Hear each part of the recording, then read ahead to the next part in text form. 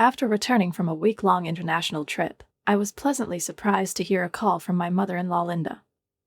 Her voice sounded unusually animated, almost triumphant, and before I could ask what caused her joy, she threw into the conversation, as if casually, "You have no idea what luck we all caught. We have savings of $30,000.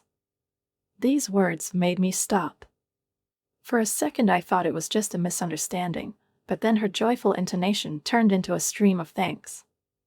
Linda mentioned that the money was somehow connected to my accounts, and I, according to her, seemed to give her this chance. Incredulously, I tried to remember where such a sum could have come from. As a jewelry designer, I earn quite well, but I invest every penny back into the business. There was no such money in my personal savings account. It was intended solely for unforeseen expenses, and I always carefully control my finances. Trying to make sense of her words, I interrupted her by asking a question that was literally boiling on the tip of my tongue. "Linda, what are you talking about?" She quickly replied that she had found my account, in her words, in the buffet, and took it for convenience. Her tone sounded like it was something that was taken for granted. "You and Patrick are living so well that I thought everything was fine. Isn't that right?" She concluded, leaving no room for objections. This call left me completely at a loss. Her words came out of the blue. Up to this point, I had never thought about restricting access to finances, especially for my family, but the situation made me doubt my own carelessness. When Patrick returned home, I immediately shared this story with him. He listened to me with a stony expression on his face, and then, sighing, explained that it was a misunderstanding. It turns out that Linda misunderstood the documents that happened to be in her hands, and considered them confirmation that we have $30,000 available. Although the situation was resolved, the sediment remained. A month later, Linda's calls began to haunt me again. This time there were so many of them that my phone screen showed more than 60 missed calls. I tried to ignore them, hoping that she would realize that she was overreacting, but eventually she answered. Her voice, shrill and full of resentment, literally blew up the silence of the room. Linda accused me of ignoring her, as if I were deliberately avoiding communication. There was not just disappointment in her tone, but a kind of deep confidence in her rightness, as if she was deprived of something. I, a 35-year-old jewelry designer, a woman who builds a career on her efforts and strives for harmony in the family, found myself in the middle of a conflict that had nothing to do with. My marriage with Patrick has undergone major changes in recent years. I started with rare orders, depended on his stable work in the corporate sphere, but over time my projects gained momentum, and now I run a thriving business. Patrick, despite his successful career, decided to join me, applying his managerial skills to our joint business. This decision turned out to be fateful for both of us, but it also brought its own difficulties. Money-related problems have become an integral part of our lives, especially when it comes to family. Linda, who had previously supported us verbally, now saw our success as just a reason to wait. My patience began to crack at the seams, and I realized that I would have to find a way to set boundaries. As soon as Linda finished her emotional tirade, keeping an outward calm, replied that I would call her back later. Putting the phone down on the table, I froze for a moment, feeling anger and confusion rolling in waves. This was not the first situation in which her intervention turned our lives upside down.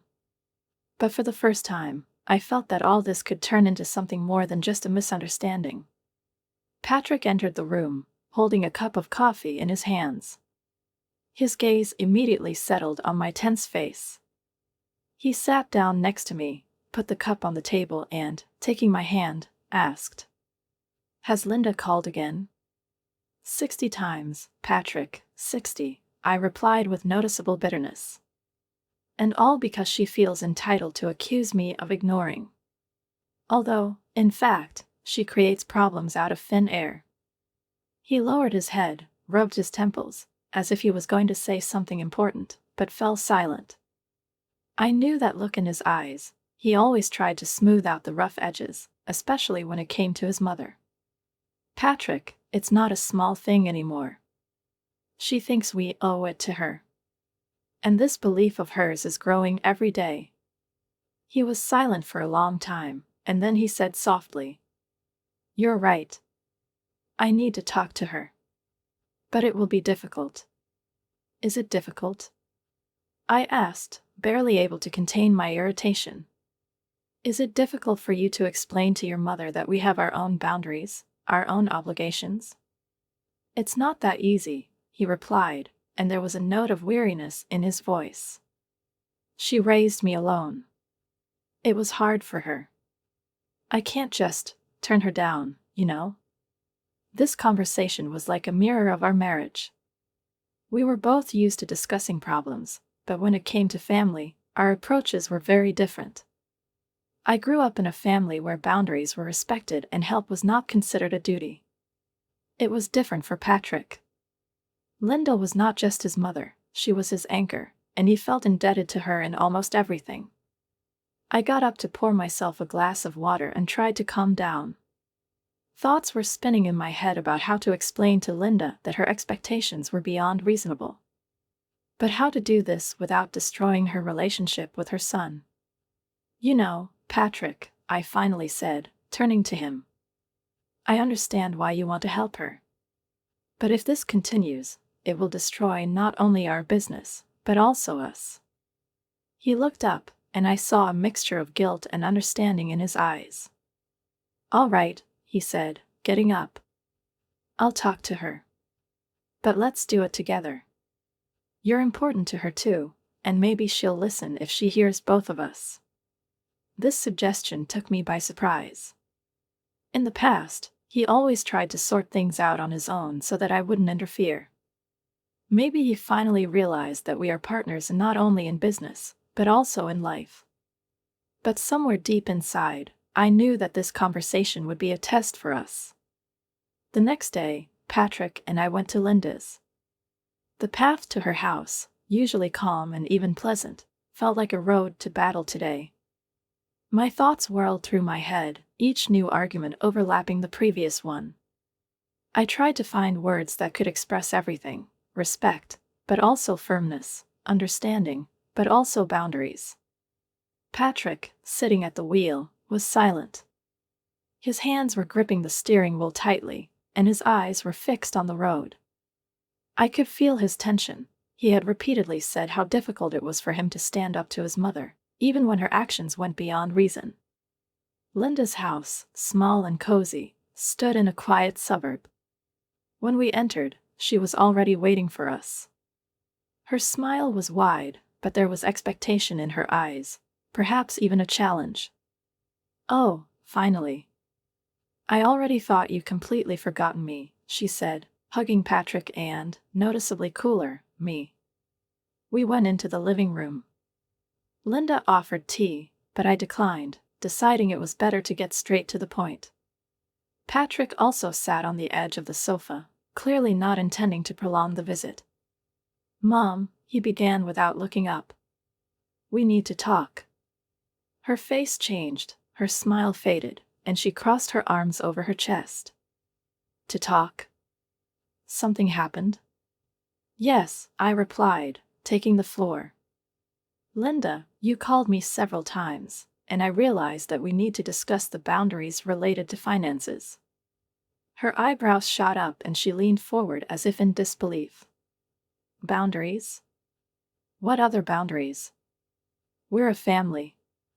How can there be such conversations in the family?" "Family is about mutual respect," I replied, trying to speak softly but confidently. "Patrick and I support you, and we will do it when it is really necessary. But we also have our obligations, which we cannot ignore." Linda sat up abruptly. "So now I'm a burden? Are you saying that I should stop hoping for help from you?" Patrick raised his hand at that moment, asking her to listen. "Mom, no one thinks you're a burden. But I want you to understand that our situation has changed.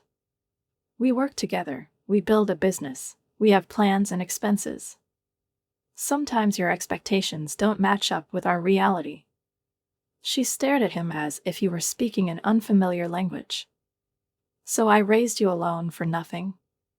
Did you give everything in vain to make you grow up and become successful? Now that you have the money, have you decided that you don't need me anymore?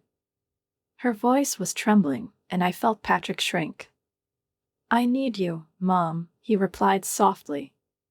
But I want our help to be reasonable and not harm either you or us. I saw how he struggled to find a balance between caring for her and protecting our interests. It wasn't easy, and I decided to support him. Linda, I said, trying to be as calm as possible, we appreciate everything you've done for Patrick. But now we want to build our future so that we have the resources not only to help you, but also not to find ourselves in a difficult situation. Her face paled, and for a moment I thought she might agree. But her next question caught me off guard. So you already have a plan on how to limit my help? Her voice sounded cold, almost icy, and I realized that the conversation had just begun. Managing success turned out to be a much more difficult task than we could have imagined, especially given the constant pressure from Linda. Her house, once a cozy family nest, now looked more and more like the center of gravity of endless demands. She saw our lifestyle as a symbol of unlimited opportunities, not seeing the work, busy schedules, and difficult negotiations behind it. She saw every appearance we made in public, whether it was business dinners or presentations, as a pleasant pastime. Dresses and jewelry, which I chose with care to emphasize my professionalism, were just objects of envy for her. How beautiful you are, darling. This chic life suits you, she said with a touch of sarcasm. Over time, her requests became more and more bold. The other day, she called Patrick to ask for money for a friend's birthday party. This is a small thing for you, isn't it? She said, without waiting for an explanation that our income is far from a bottomless well. Our expenses were indeed high, but they were dictated not by luxury, but by necessity. Working with international brands required us to adhere to a high level, which meant spending on image, business meetings, trips, and presentations. Linda, on the other hand, saw only the facade of this life, filled with glitter and chic, without understanding its real value. Patrick, in an attempt to keep the peace, often gave in to her requests, believing that it was cheaper than quarreling. A little money to stop her complaining is a small price to pay for peace of mind, he said. I understood his position, but each time Linda's concessions only strengthened her confidence that she had the right to demand more. Recently, her requests have reached a peak. She came to our house, saying that she needed a new dress for the upcoming event, and stressed that the old one wouldn't do. She added that a matching bag is needed with the dress, because, at a fashionable party, she can't be the only one who looks old-fashioned. This situation made us both angry, especially considering that we recently issued her a credit card, which was subject to certain restrictions. Patrick, anticipating possible difficulties, asked her to coordinate large purchases with us. However, Linda perceived the map as an unlimited resource. At first, she spent much more than we expected, buying an expensive, exquisite ring. When Patrick was faced with an exorbitantly high bill, he talked to his mother, asking her to be careful. To which she replied that she couldn't resist such beauty and regrets that she didn't warn us in advance. After that, we decided to limit the use of the card, but the situation still got out of control. Linda continued to make purchases without thinking about the fact that we were paying for each of them. Patrick, this is getting unbearable, I said, laying out the next bills. We either stop this, or we will find ourselves in a financial abyss. He seemed to share my concern, but he was still experiencing internal conflict. She doesn't understand how it works, he said. For her, the map is just a tool, not a responsibility. Then we need to explain it to her. And if she doesn't understand, she'll have to take the card back, I replied firmly. The conversation with Linda was going to be difficult, but the need to take control of the situation was becoming more and more obvious. We couldn't afford for her unlimited expectations to destroy what we had worked so hard to build. We decided not to postpone this conversation. The next bill that came in last week was the last straw. It showed an amount in excess of everything Linda had spent before, and in the purpose column it read, "Purchase of designer furniture for the living room." Her tastes were clearly becoming more sophisticated, and her spending was uncontrollable. This time, I insisted that we both explain to her what was going on. We arrived at her house in the late afternoon, knowing that it would not be easy. Linda greeted us with her usual smile, as if nothing had happened. She was happily talking about her plans to renovate the interior, not even suspecting that we were here for a completely different reason. "Mom, we need to talk," Patrick began as soon as we sat down in the living room. "Of course, dear, about what?" She clearly did not expect a serious tone. "About your expenses," he continued. Linda tensed, but the smile didn't disappear. "Are you saying I'm spending too much?" "But it's not for me, it's for the house. This is a family home." "This is our business, Linda," I interjected, trying to speak calmly but firmly. "We don't mind helping you, but you should understand that every amount spent is part of our budget. We have obligations that go beyond personal needs." Her face paled slightly, and she seemed to be searching for words to answer. "Do you want to pick up the card?" "What is it?" she asked reproachfully. "We want you to use it wisely," Patrick said, "and coordinated large expenses with us, as we asked." "But I'm doing this for the family," she exclaimed, jumping up from her seat. "Do you think I'm selfish? I just want some joy in my life. Is that too much?" Her voice was trembling, and I could feel her emotions boiling over. "Linda," I said, trying to soften the situation, "we understand that you want to live comfortably, but you have to understand us too. Our business requires huge investments, and every unauthorized purchase puts us in a difficult position." She sank back onto the couch and sighed. "I didn't know it was that serious," she said, her voice trembling slightly. "It seemed to me that everything was fine with you. You look so confident, so happy." "We're trying, Mom," Patrick said. "But it's not easy." "Okay, I'll try to be more careful," she finally said. But I didn't hear a promise in her voice, just a desire to end the conversation. We left with a sense of relief, but also anxiety. I knew that this was a temporary solution, and Linda was unlikely to change her habits so easily. Now we had to prepare for the next step, and for the possible consequences if she couldn't accept our boarders. Patrick, despite his tolerance and desire to keep the peace, still could not indefinitely remain a bystander. After a lot of conversations, showdowns, and unjustified expenses, he decided to set a strict limit on Linda's expenses on her card. This measure was more of a compromise than a final solution, but it was supposed to protect us from financial instability. Linda's reaction, as we expected, was violent.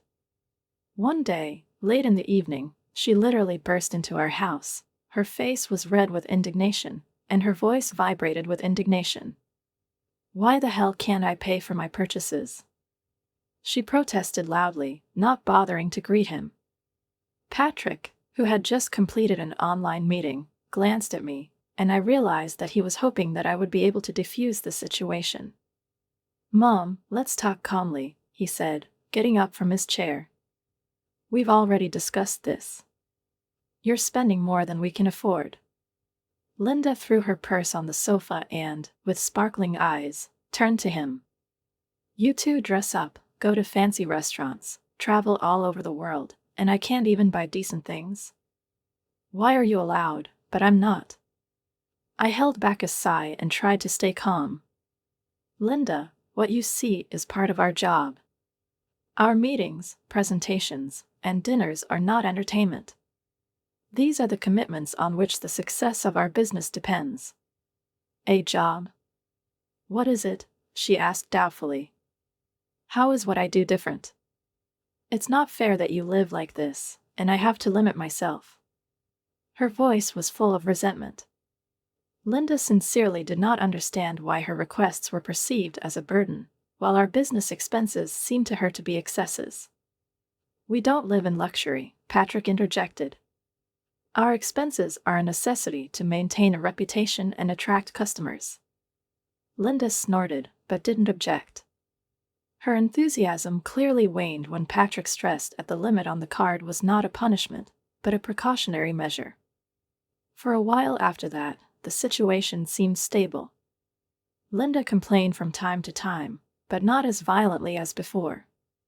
However, the calm turned out to be only the calm before the storm, when I received a tempting offer from one of our foreign partners.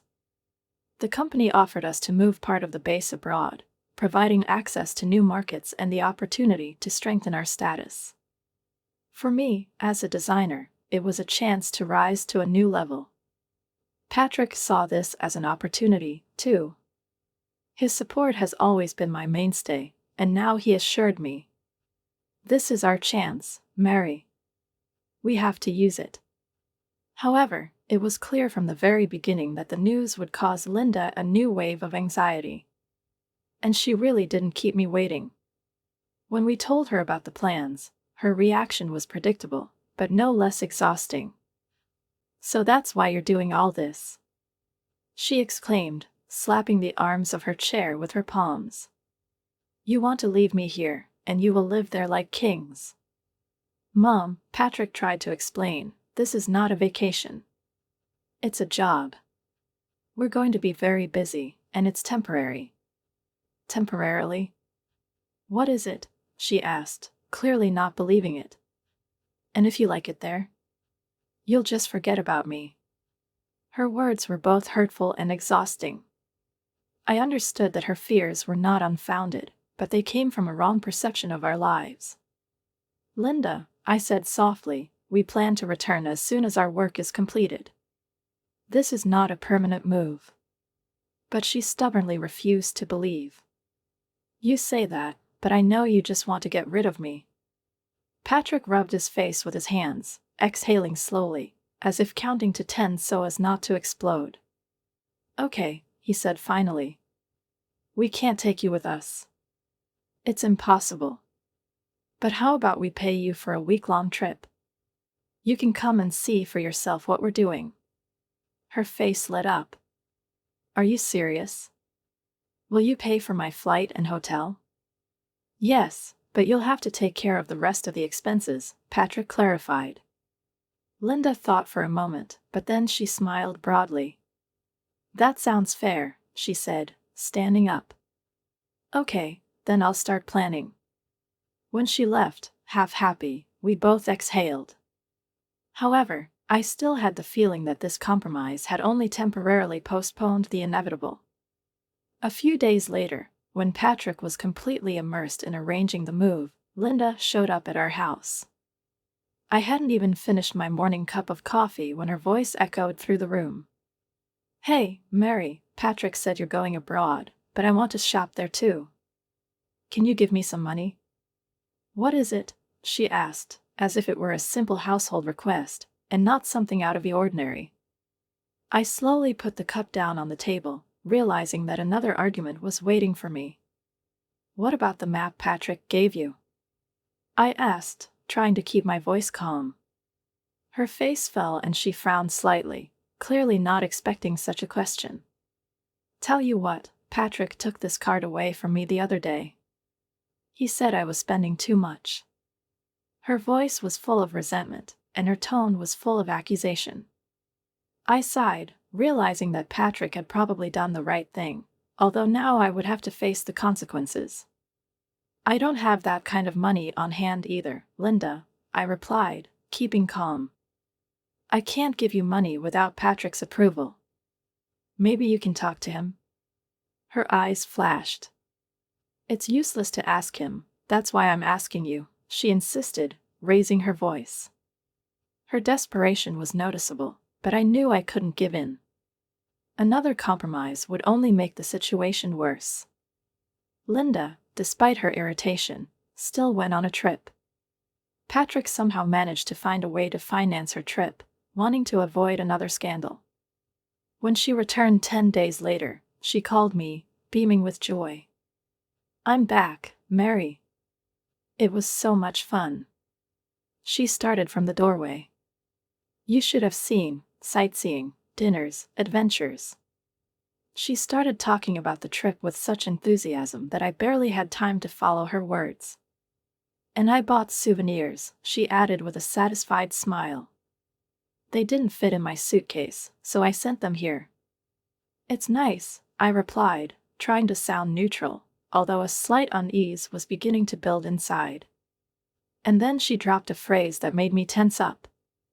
"Thanks to the money that you have accumulated, I was delighted." "What kind of money?" I asked, feeling everything freeze inside. "Well, the ones I found in the cupboard drawer at your house." The world around me stopped existing for a moment. "In the cupboard drawer?" I repeated, trying to stay calm even though my heart was pounding in my chest. "Linda, what kind of money are you talking about?" "About $30,000. I found them and thought you were putting them off." My confusion turned to shock. "Did you take $30,000 from our house without asking?" Her answer was frighteningly casual. "Well, yes, I thought it was okay. You always live so luxuriously." "Linda," I said, raising my voice but trying to control myself. "It's not your money. To take them without permission is theft." "You're exaggerating, Mary," she said. "I'm telling you now, so it's kind of like a report." "This is not a report, Linda. This is a violation of boundaries. Do you realize that this money could have been set aside for important transactions?" She shrugged her shoulders as if it was unimportant. "Well, you live so wastefully. Why can't I think of it as a favor?" Her indifference and self-confidence left me speechless. I realized that this conversation is not just about money. It was about how much Linda disrespected our efforts, our work, and our boundaries. When Patrick returned home that evening, I immediately noticed that he was worried. His usually calm face reflected hidden anxiety. "Mary, do you know about the money I left in the cupboard drawer?" "What is it?" he asked as soon as he entered the room. My inner world froze. "What kind of money are you talking about?"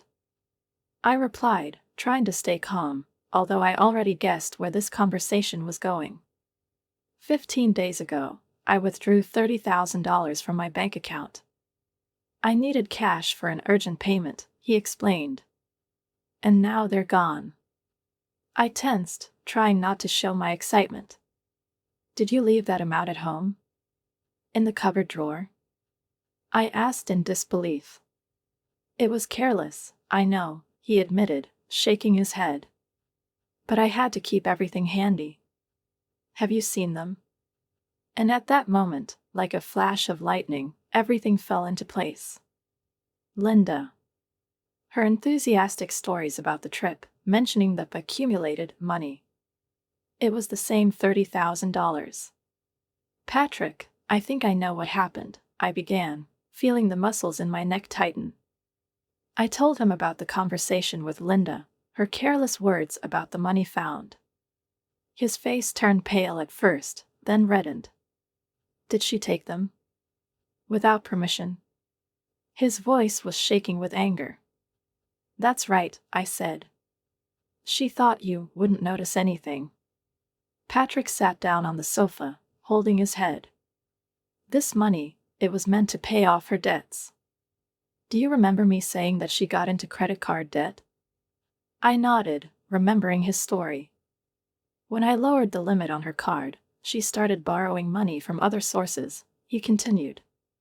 "Credit cards, consumer loans. She hid it from us.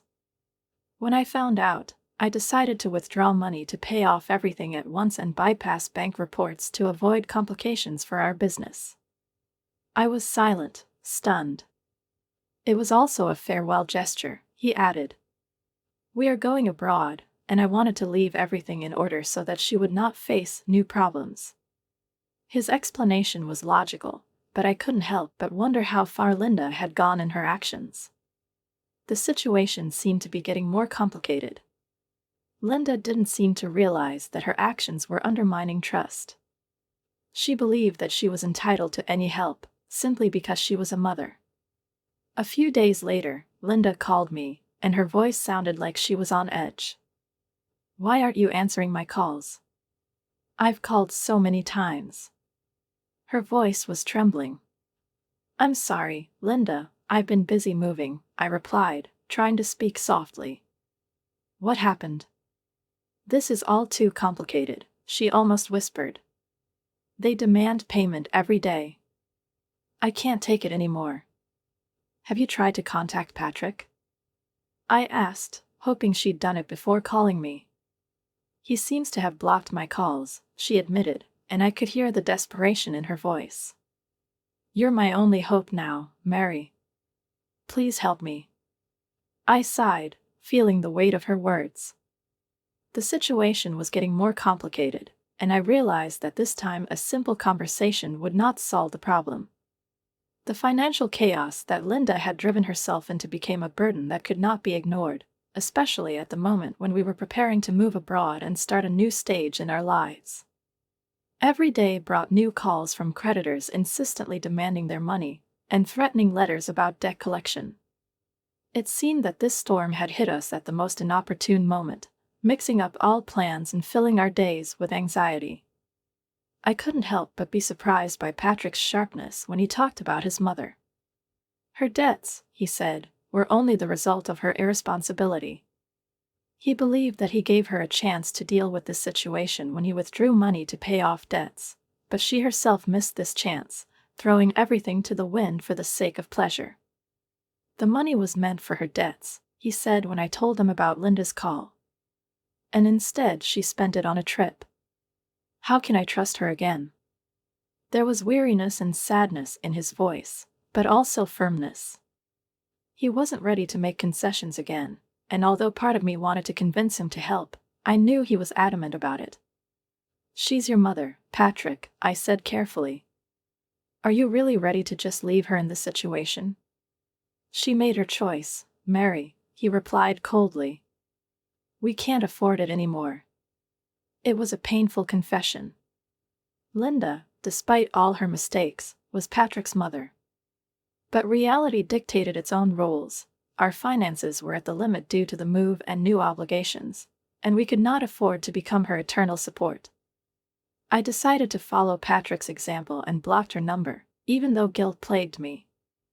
With each call, Linda sounded more and more like someone who was desperately trying to find help, but I knew that our support would only increase her dependence. But the hardest blow for us was the news of the sale of her house. I discovered this by accident while packing up for the move. In one of the boxes were documents that indicated a real estate deal. The family home where Patrick grew up now belonged to other people. When I told Patrick about this, his face became stern and distant. "Did you know about this?" I asked, feeling my own emotions rising in my throat. "No," he replied softly. "But I'm not surprised." "This was your house," I said, trying to catch his eye. "The house was lost a long time ago, Mary," he replied, clenching his hands into fists. "She just signed the last document." His voice was laced with bitterness, and I realized that for him this was not just a loss of property. It was the loss of the past, of a part of himself. "Do you really not care?" I asked, feeling that his words were hiding more than he was willing to admit. "Of course I care," he whispered, lowering his head. "But what can we do?" I knew he was right. The house was mortgaged against huge debts, and even its sale could not cover them completely. But the thought that the place where Patrick grew up would no longer be a part of his life hurt me. It reminded me of my own past, of the home I lost as a child, and of the emptiness that remained after that.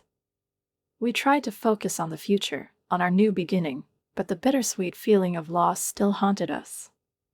The house that was once the center of the family has now become a part of the memories. And although we had to start a new life, this fact remained a shadow, reminding us that there are things in our lives that cannot be fixed. When moving day finally arrived, I watched Patrick say goodbye to our house.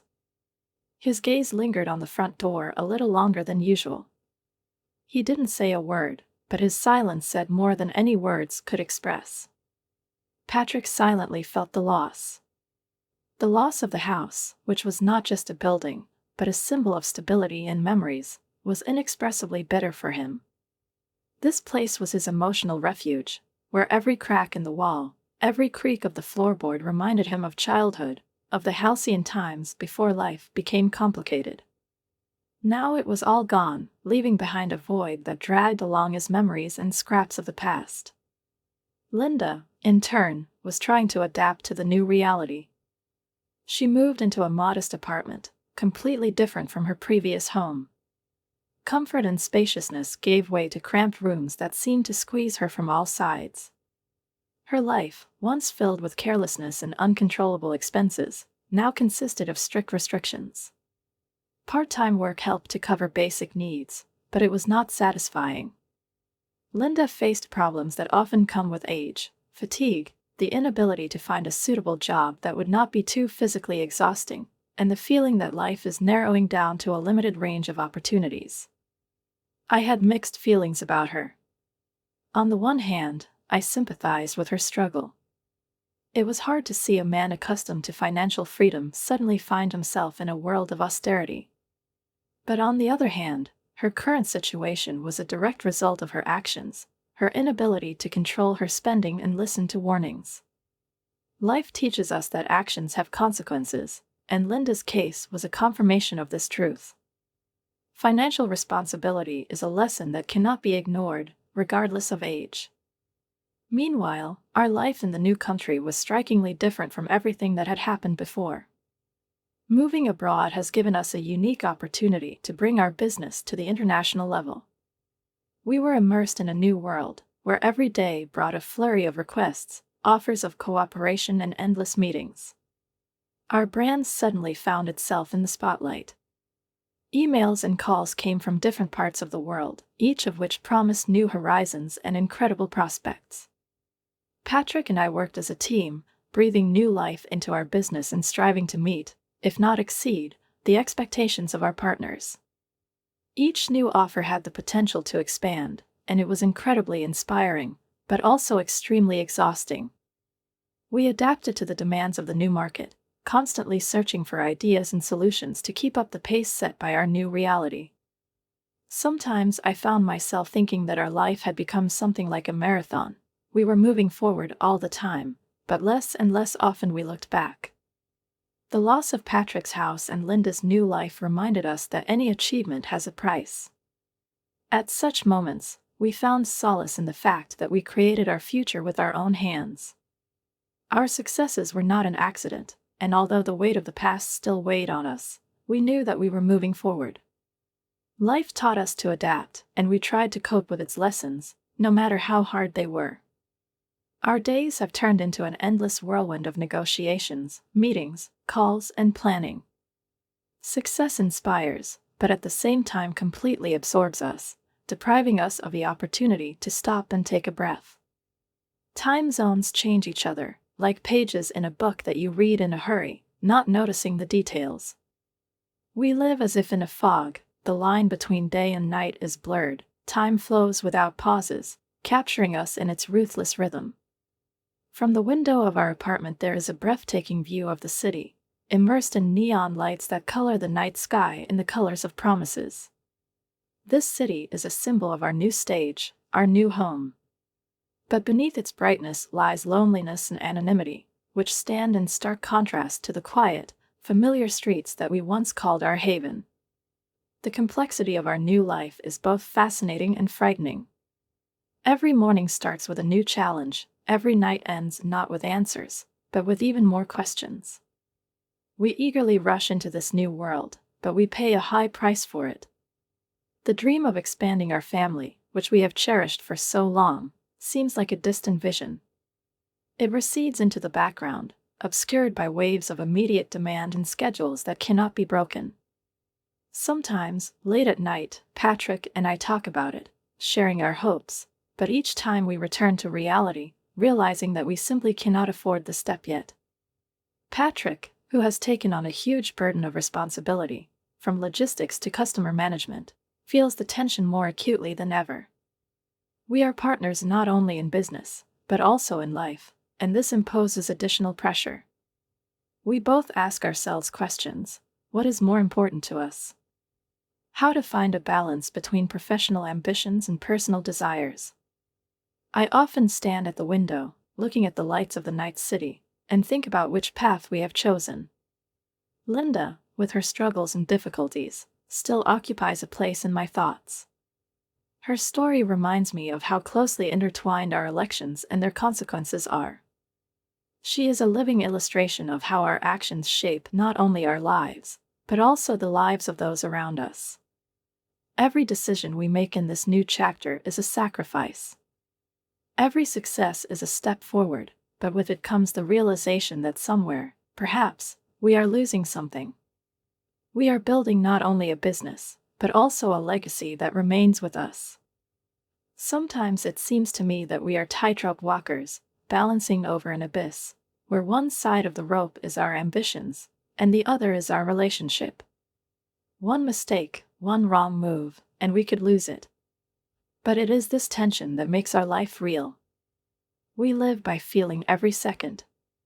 We learn, grow, and try to keep in this race what defines us as human beings: our humanity, our connection to each other, and our ability to love.